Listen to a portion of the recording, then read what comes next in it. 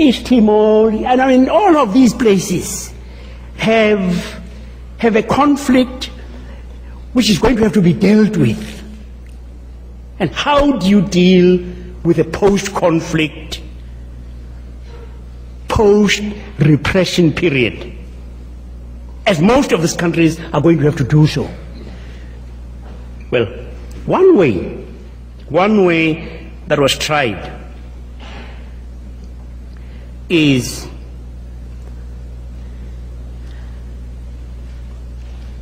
almost atavistic revenge. You clobbered me, I am waiting for my chance to clobber you back. That's exactly what happened in Rwanda. The Hutu did something to the Tutsi, and the Tutsi disappeared for 30 years. They came back, and we had genocide. Kosovo, Bosnia, what's happening? Why? Now, that's one way. Another way is the Nuremberg option. Nuremberg. Now, most people say, yeah, no, that probably is not a bad option. But you see, Nuremberg happened where there were clear victors on one side and clear losers on the other side. And the winners could enforce, as they say, victors' justice. And have you noticed, in Nuremberg, the prosecutors and the judges, when the case finished, could pack their cases and leave. In most of the situations we're talking about, the judges, the prosecutors, the perpetrators, the victims can't opt and leave. They have to share the same geographic space. They're going to have to work out, hey, how do we in fact live together? A third option is do nothing. You say, let bygones be bygones. Let's forget the past. For goodness sake, let's forget the past. Why do you want to rake up the past? Forget the past and let's get on with the business of living in the present. And so you can give yourselves, as they did in Chile, blanket amnesty. Blanket amnesty, which is really amnesia. We forget. Let's try to forget. Mercifully, God has created us in a particular kind of way. The past, dealt with in a cavalier fashion, does not remain the past.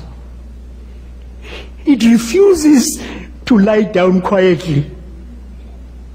Bygones don't become bygones just by your say-so. You don't have a Fiat and you say now, bygones, you're gone. They don't go. They return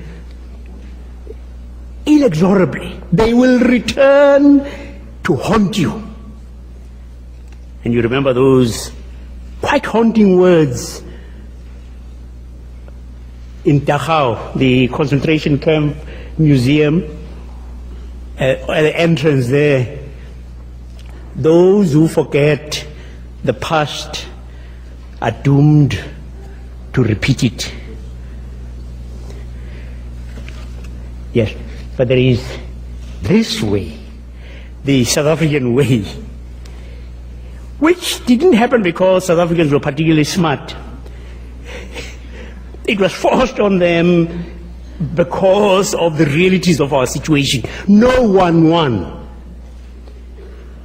The government didn't win, the apartheid government didn't win, the liberation movements didn't win. stalemate. Hey, how are we going to deal with this?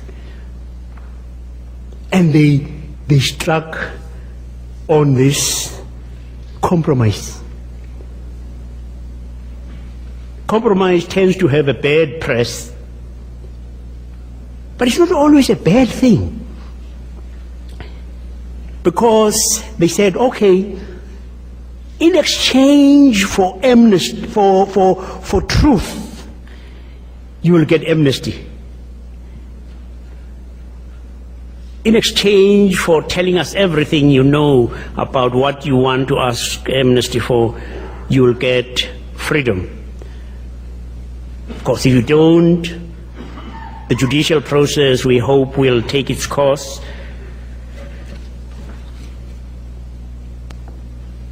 You see, to say, let's forget about it, was unsatisfactory also for other reasons. One of them is that you re-victimize the victims. You say to the victims, what happened in your case either didn't happen or it doesn't matter. And you remember Dorfman's Death and the Maiden.